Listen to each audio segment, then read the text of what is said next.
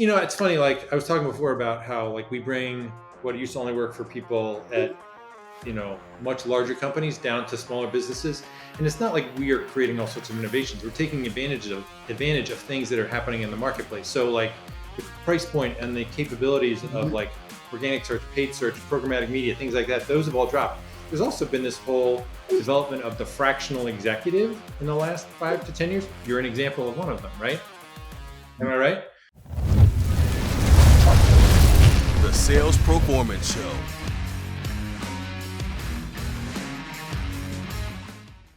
Welcome back to the Sales Proformance Show, everybody, and I am thrilled with our guest today, Dan Smink, the founder and president of RefractROI.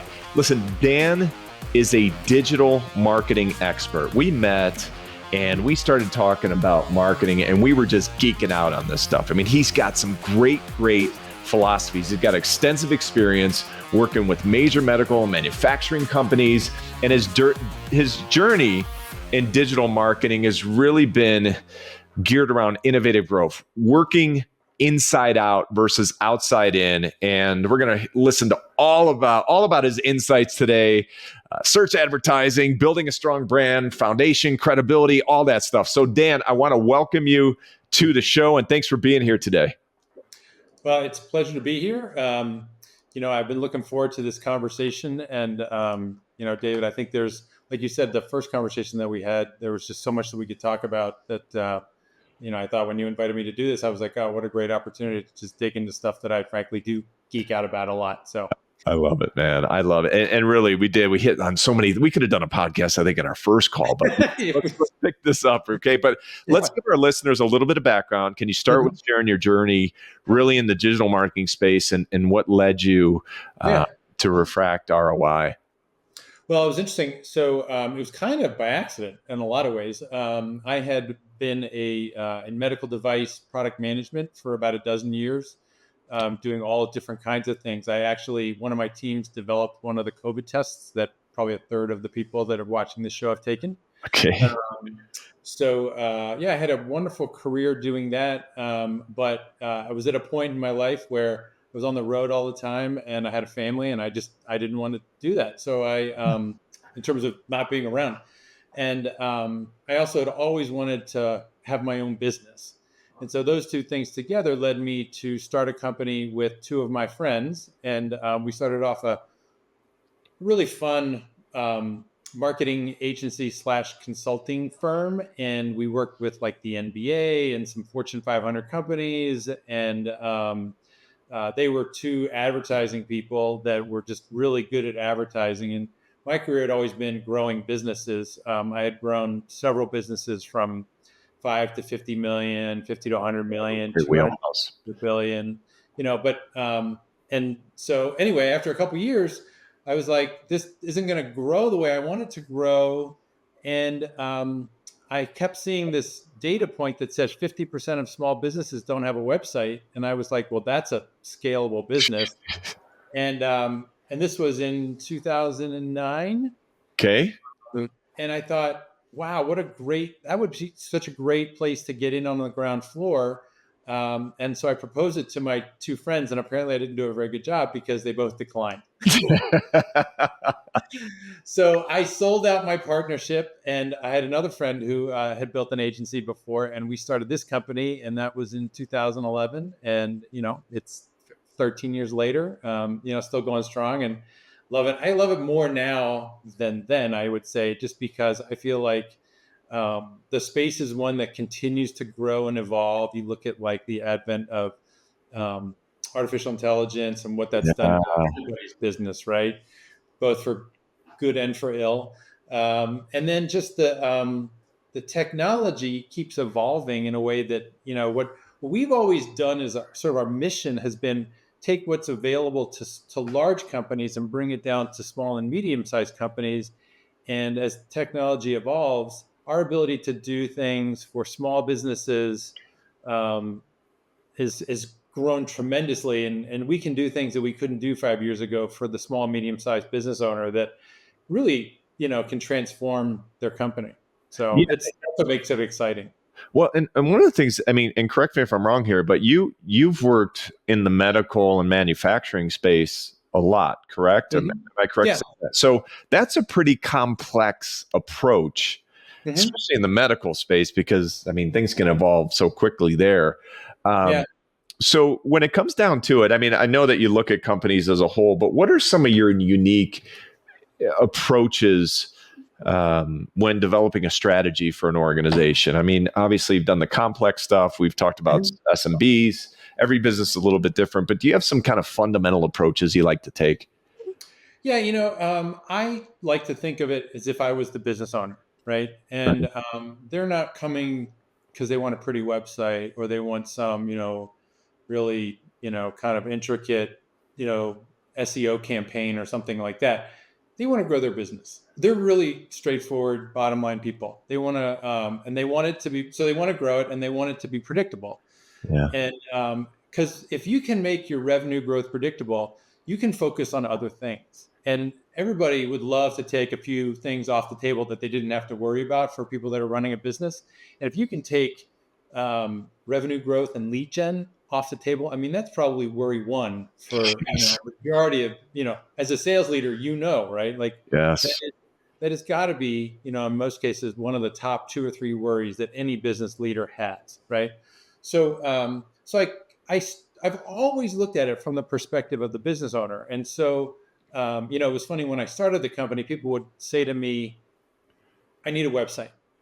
And I would think, you do need a website, but what you really need is leads or you need new business. And so I always have built the business from the perspective of the business owner and understanding how they would be looking at it and then tailoring what we do to them. So to the point of what I think you're asking is like the things that we do for our clients. One of the first things that we actually do with any of our clients, we will not work with somebody if we actually don't take a financial perspective and model what's possible in their business. And Yes. it's actually pretty easy to figure out once you know how to think about it. Most people don't think about it that way. I've actually worked with a number of people that work with agencies, and they tell me they're like, "Yeah, you're one of 4 or 5 people that actually know how to look at it this way." But we take the data that exists in the search markets. So, Google tells you how much search volume there is for pretty much every search term out there. Um, and they also will tell you how much people are willing to pay for one click. So if somebody will, search on a term and then you'll click the ad, what are you paying for that visitor, right? If we know those numbers, we can apply some industry averages to calculate what percentage of those are going to turn into a lead and what's it going to cost to generate that lead for the customer. And then if we apply the customer's own sales data around Yes. close rate, revenue, now I'm talking your language, right? Uh, Yes. Close rate, revenue per sale, sales cycle, margins, repeat purchase behavior, we can calculate what the cost of customer acquisition is going to be. We can calculate if that first purchase is going to cash flow or not. We can tell you when it's going to cash flow. We can also determine, if we know the lifetime value of the customer, what the long-term ROI is for that customer, for that campaign. And if we can do that, we can help to understand is it worthwhile for them to pursue a given campaign? And then two, how much money can they make? Right. How can they generate? How much revenue can they make? And if we can start to figure that out, then we can actually help them see farther down the road, what am I going to make in year 2, year 3, year 4, year 5? And it becomes a way that not only does it work for what we do from a digital marketing perspective, but we actually teach our clients how to think about marketing in total this way, which really changes the way they look at marketing. So It's, it becomes a listen, tool for them. I want to back up on something because I have a client that's websites like massive and like almost overdone. But what you're saying and what you said earlier that I want to bring back Mhm. is, listen, you don't have to spend all this money on a website. Like, you, You don't. right? I, I know it sounds so basic, right? But for listeners out there who are running their business, you know, and I see this all the time too, even in the marketing space, where these people, these business owners, they put so much money into their Right. the front office or the front area of the business and the secretary and this, but then they don't have any money to market the business. Okay. Mhm. But you don't have to have a great website to really grow your business. What you need are what? Leads. You have to understand how to generate leads. Mhm. And that's a different thing than having a website. Well, and I mean, It you helps. want your website. You want your website to Yes, look nice. I know. Don't You want, I don't want but to. I don't want to diminish that. What? no, but I get it. Like, I mean, I laugh because I'm like, that website looks so old it might predate the internet. Like, I mean, it looks that old, right? Usually, it's an attorney. We have lots of attorney clients. Yeah. We try and bring them into the modern age. But anyway, no, you'll see lots of websites that look dated. You don't want it to look dated, obviously. But my point of this is simply to say that you want a functional website, not a pretty website. Like Yeah. the fact that it wins a Webby, I could care less, right? Right. But does it drive visitors? Does it convert into new customers? Does it give you a way to grow your business predictably and scalably? That's what you really want as a business owner at the end of the day, and you don't have to spend a lot of money on it. I mean, I remember I saw one once where I swear to God, my child could have done it with a crayon better, and the thing cost $100,000, and I was like, it was funny. Like our team, we were sitting around, after work one day drinking a beer, and we're looking at it, we're going, God, if we wanted to gouge that guy, we would have had a hard time charging him more than $40,000. How did they buy something for $100,000? It's amazing. And it didn't work. That was the other part, right? So you can easily overspend on your website. What you really want to do is get something that doesn't look dated. I mean, Yeah, it represents well. Yeah, but it's got to be functional. yeah, functional represents well. Now let's go back to the second point of this, okay, which I love. Sales data. You've got to understand the data of your organization. You have to really understand the DNA, because if you're just throwing, you've got to understand your profitability. You've got to understand if you're going to spend X and you get Y in return, you're going to be profitable. So I want to unpack that a little bit more for organizations. Do you find a lot of organizations really don't know what their true profitability is, or maybe it's not what they thought it was after you start digging? I've seen both. Okay. I'd say mostly it's the former, in that they just don't understand the mechanisms of, and the data behind their marketing and sales process. Okay. Usually they think of marketing as an expense to be reduced. They're the collateral producers. They're the ones that buy and set up the trade show booth. They're not a strategic function in the business. But then salespeople, they don't really know, like, what's the close rate, what's the revenue per sale. Yeah. They might understand their gross margin, although you'd be amazed. I'm always stunned by business owners, and I'm like, "What's your gross margin?" And they're like, "What's a gross margin?" Yeah. And I'm always like, sometimes you're just lucky. Yeah. Yeah. But anyway, so really good. It might be really good too, and they don't understand that. So that's So my point of this is that a lot of times we go in and we really educate them about the mechanics of their commercial side of the business, and can help them really understand, okay, well, what are the levers that I really want to pull? Because once you know where the levers are, then you know how to focus your energy. And really that's how you start making good decisions, because then you start filling, your modeling and your forecasts in with data, and then you start doing activities that are going to turn the levers that you want to turn. And that's when you can really, I mean, I have taken businesses when they, were good about this, and 10x their valuation, from like a couple to like 20, 30 million. Like it's something where you have the ability to have dramatic impact on people. It's fantastic. And listen, now so once you've established those numbers and you've kind of got the ramp up plan, because you and I went through that a little bit last time we talked about it in depth. When advising clients, now you kind of have an understanding of the numbers. What do you do to determine the right balance between search, organic, marketing channels? Like, how do you determine that? How do you advise it? So I would say that most of our customers come to us and they don't really have much in place. If they do, it's what we call random acts of marketing. Like they might have done um, uh, an account-based marketing effort, or they might have done some paid search, or but then they stopped. They might have invested a little bit in SEO somewhere here or there. Yeah. Nothing too dramatic. And so there's a bit of educating them about this.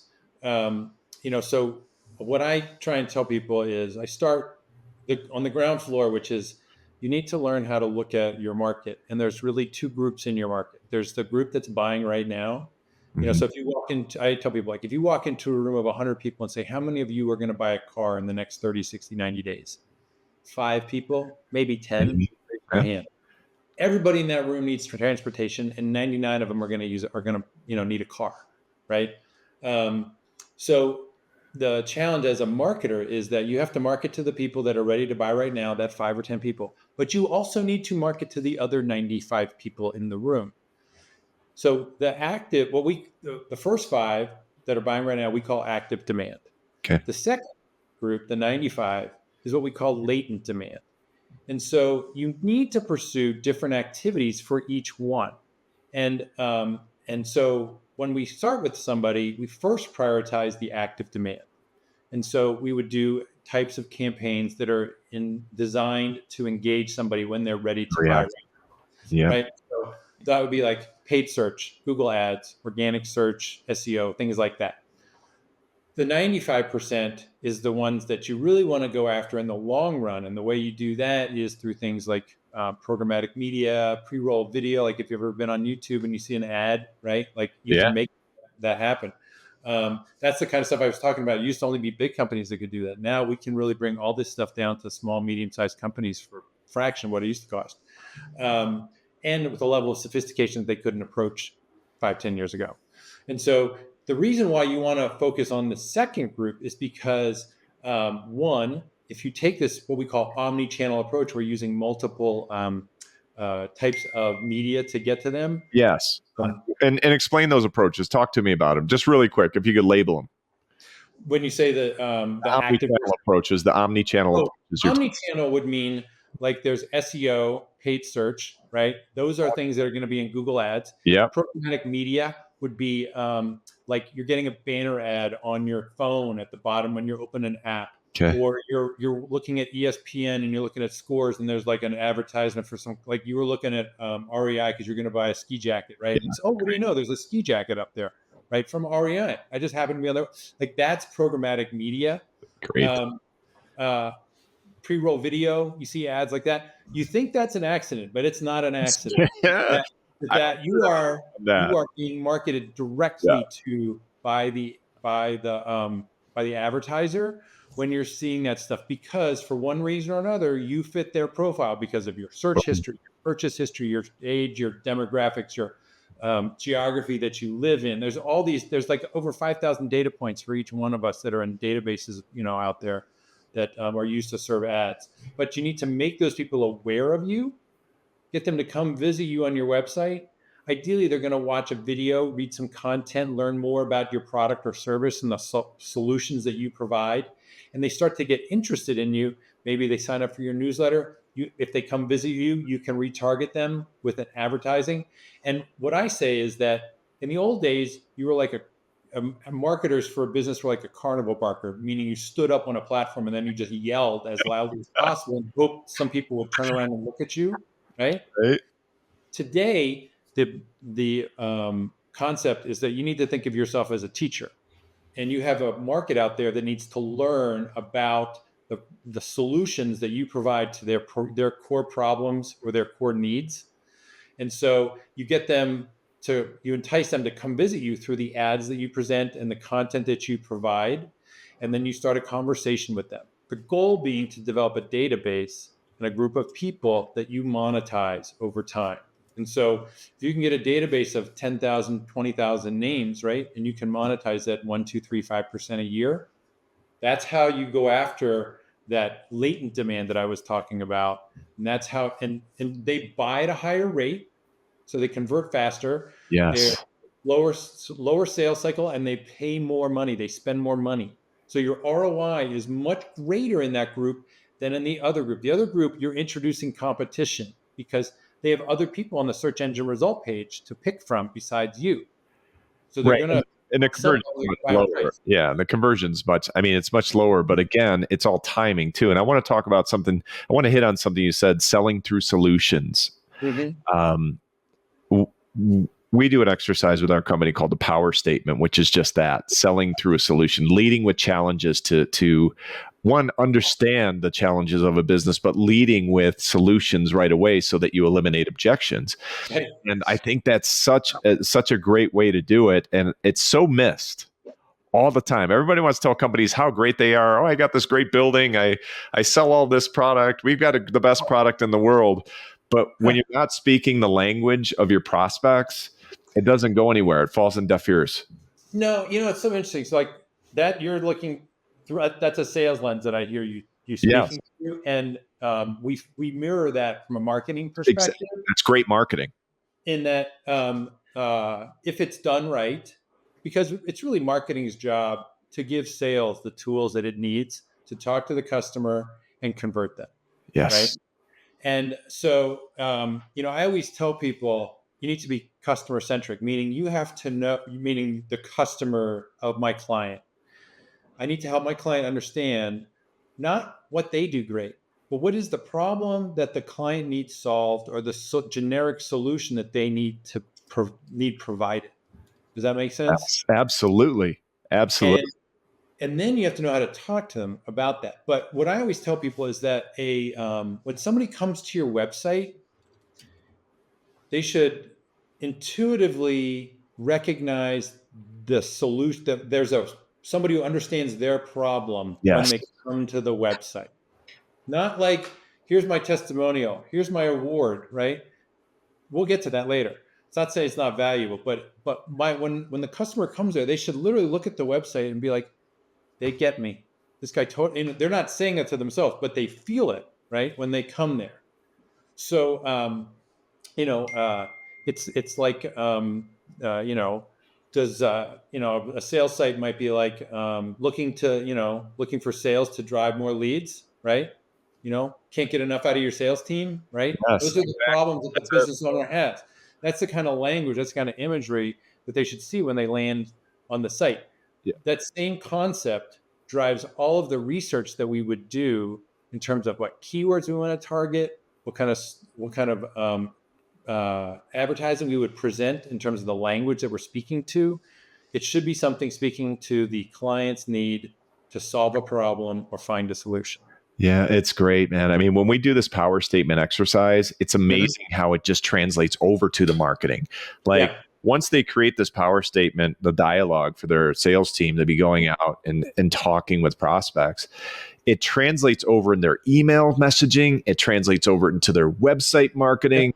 It translates over to their messaging and their videos. I mean, once you get that alignment, and it takes time to go through this. First thing you do, though, right? Yes, it's literally I always tell people, I'm like, people are like, oh, digital marketing, that must be so cool. It's all technology. I'm like, yeah, you know what we do? What's the first thing is we do?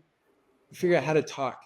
Yes. Figure out how to talk to the customer. And we literally spend an afternoon like digesting and going over this over and over again, getting the information out of the customer to build the messaging platform, which to me is probably equates to your power statement. Yeah. That you then use to build everything that you do, whether it's the sales collateral, the website, the slide deck, the trade show booth, you name it, whether it's a marketing tool or a sales tool, it's all kind of come back to that power statement, right? I love it. I love it, man. We're so aligned. You're just doing it. I'm training sales teams. You're putting together messaging, and it speaks to it. So, what are some of the common mistakes you see companies making in their approach when it comes to paid searches and using those channels we were talking about? And this is true of large organizations as well as small, older organizations as well as new. I tend to see uncoordinated marketing a lot. People took a stab at this. Explain that. Oh, they'll take a stab at something. They won't have done the pre-work around like what we're talking about. Like, how do I talk to my customer? Yeah. How do I, these are the 4 or 5 channels I could choose. Which one am I going to do first and why? Right. And so they take it very disorganized and hence inefficient, which really translates into expensive. And in many ways, it kind of poisons the mind of the leadership of the organization, which is like marketing doesn't work. Right. Yeah. Right. Right. And, why don't you just go hire some salespeople, just get them 100% commission and see who wins. Right? All right. Did I hit a nerve? No. Oh yeah. Go ahead. Yes. So it's interesting. Like one of the things that we've done, in addition to the financial modeling, another thing that we do that's very different is we actually work with. I have about 8 former Fortune 1000 CMOs who now consult to small, medium-sized companies. Companies between like 5 and 50 million in revenue.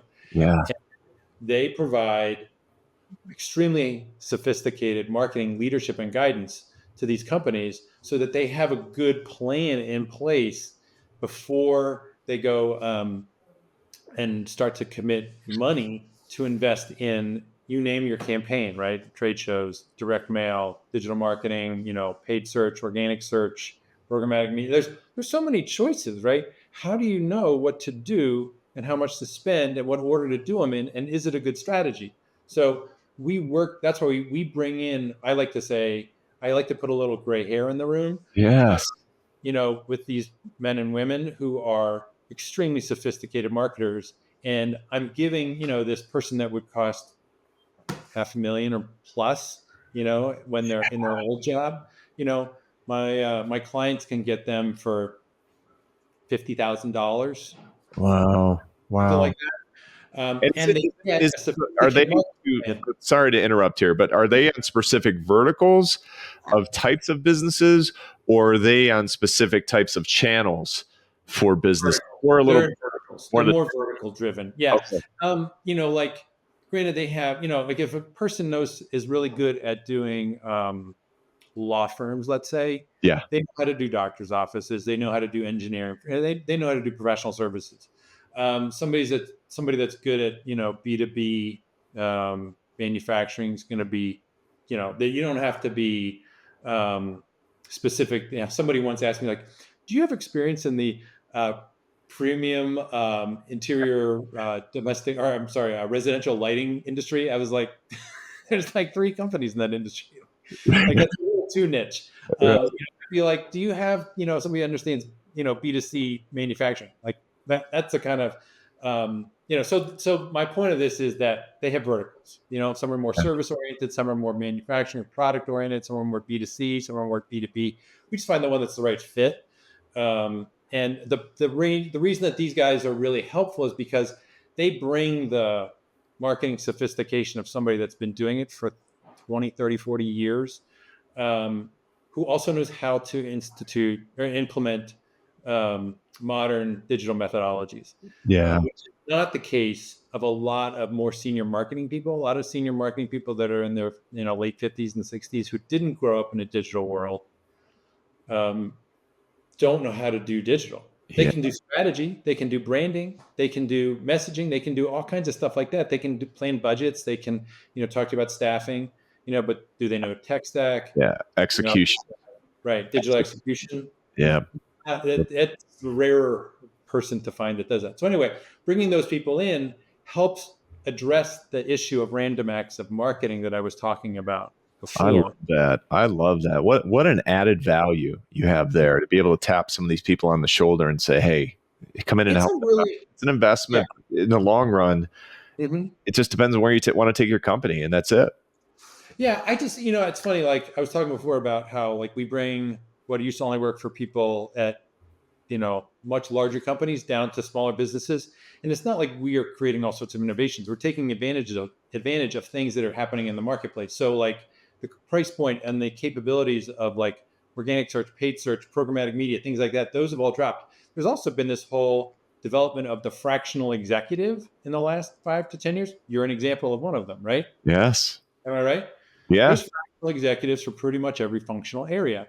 And, you can get Procter & Gamble level marketing for your $10 million business. You're not going to get them 40 hours a week, you Yeah. know, but you might get them for, 5 to 8 hours a week for 3 months. And you know what? I hate to break it to you, but like what they're solving for you isn't that complex, but they bring so much knowledge and sophistication, right?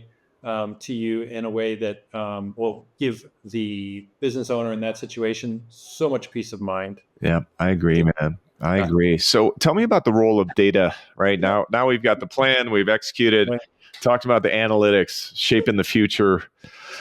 Yeah. Currently what's going on and really the future of what's going on, because again, some of this stuff can be a facade and some of it can be really advantageous, but I've seen a lot of dashboards that have been very simplistic, and I've seen some that have been extremely watered down with, and I almost felt like it was a facade. But talk to me about the role of the data analytics and how that's shaping the future of digital marketing.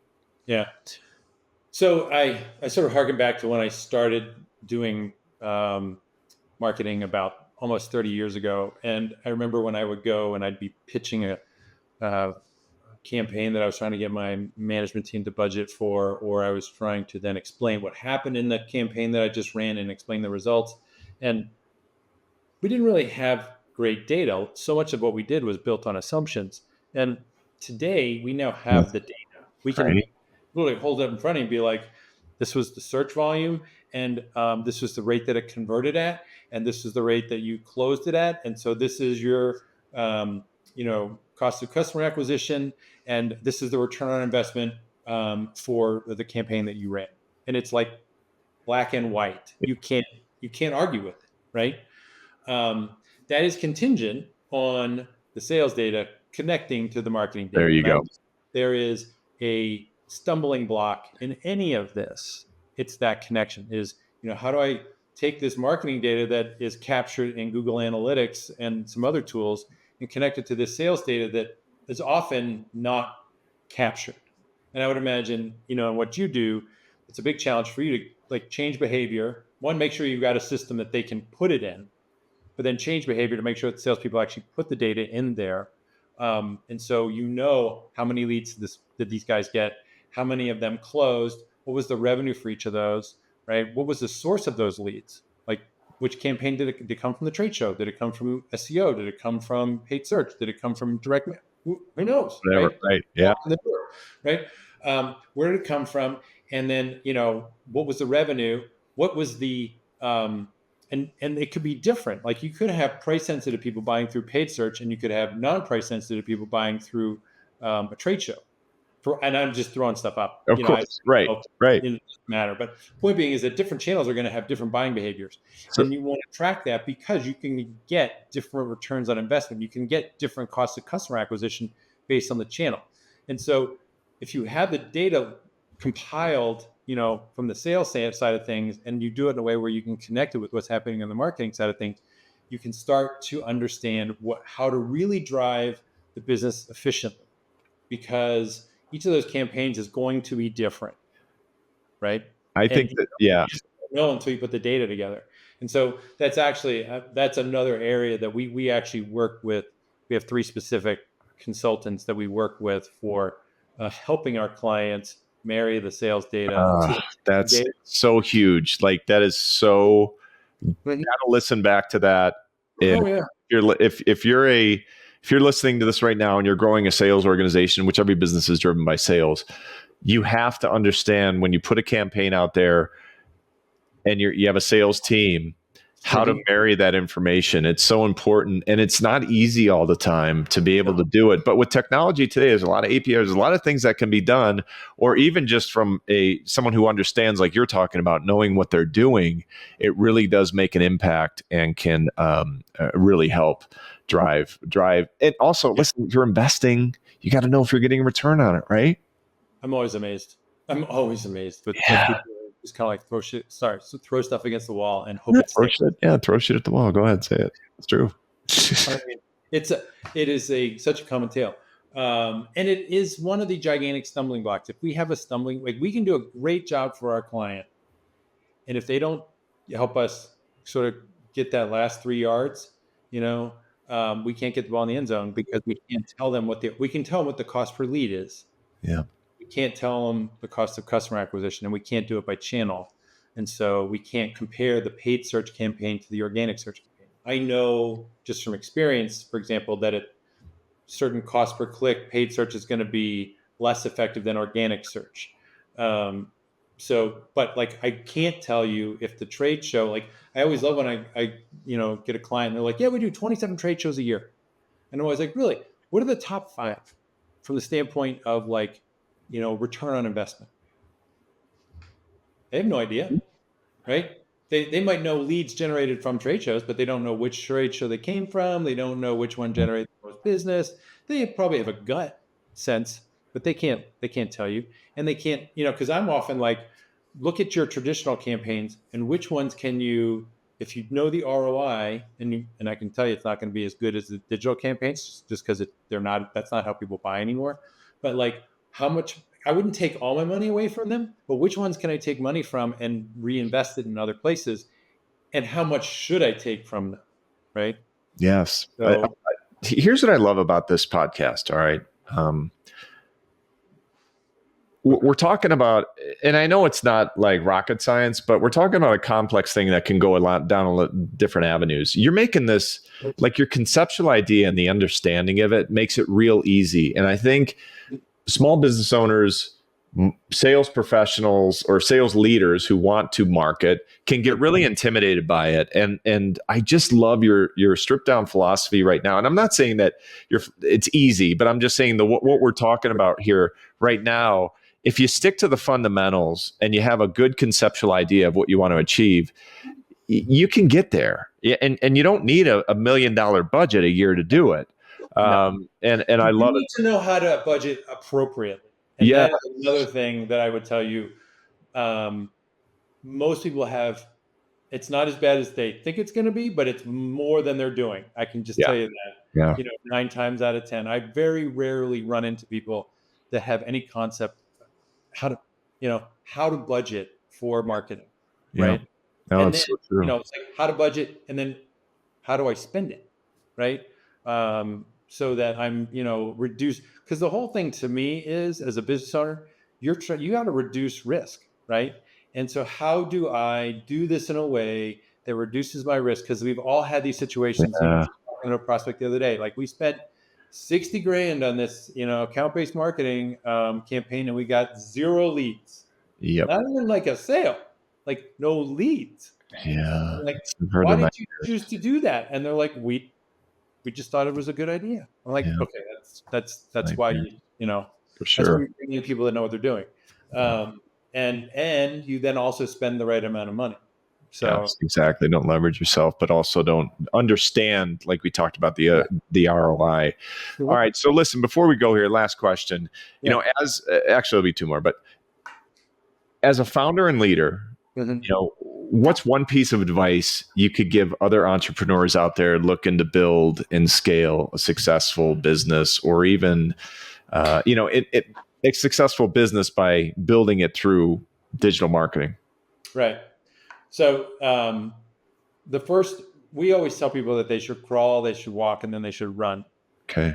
And when you are in the crawl phase, you should probably look to spend about 3%. You should start at about 3% of revenue. Okay. And so and what they should focus on is the lead gen. It's the 5% that are ready to buy right now. Determine what it is that they're looking for in terms of what problem they're looking to solve, what generic solution are they looking to find. And then you want to make it so that you drive search for that. Paid search is going to be the way to do it in the short term. Organic search is going to be the much more cost-effective, higher return on investment in the long term. Okay. So we always tell people, figure out those target keywords, drive a paid search campaign that's going to get you leads for that until you are, paying for itself, and you're throwing out your cash flow positive from that. And then you can start to invest in organic search and build out the organic search campaign. That might take you 6 to 12 months. Okay. Once you're through the crawl phase, then we start to do what we call the walk phase, which is where we start to do content marketing. You're starting to produce, content in terms of blog posts and things like that. You start to do some programmatic media, so you make people aware of you and you drive them to your website.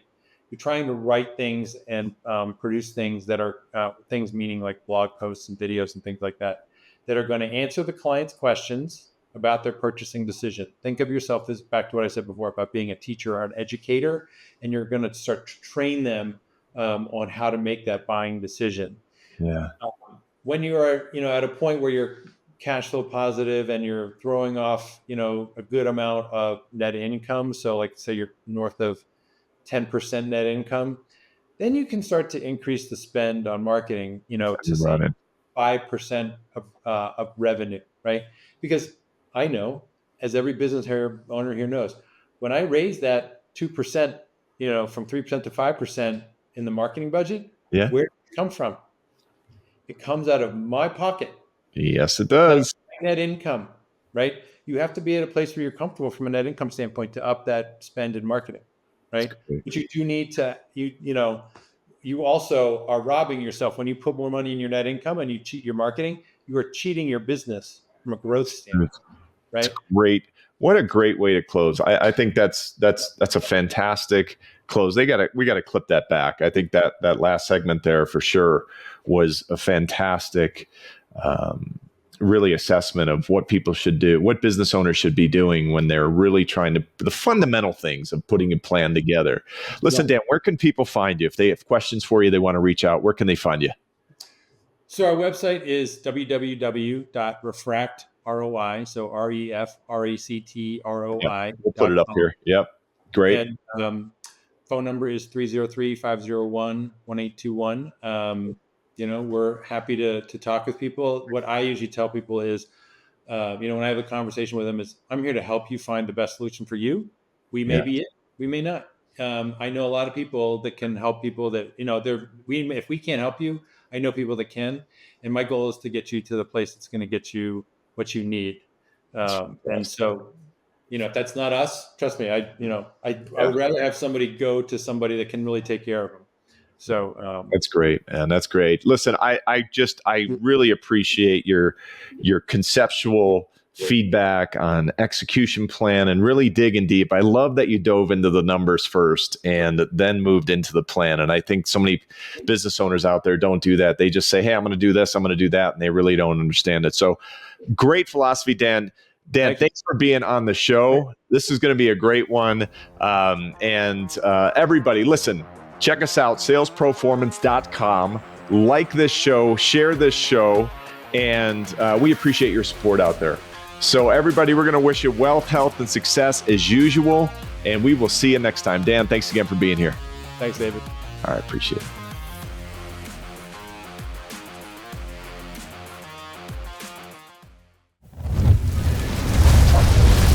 The Sales Proformance Show.